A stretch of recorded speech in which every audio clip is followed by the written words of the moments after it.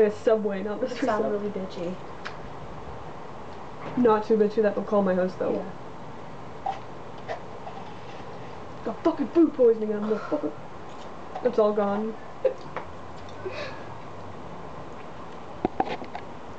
Hi, can I please speak to your manager, please? Well, do you have anyone else available? No, that's okay. I just want to let you guys know that I got food poisoning from you guys last Thursday.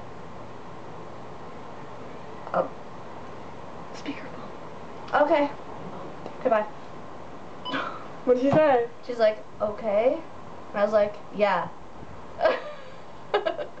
She's like, well, you'll have to call him in the morning.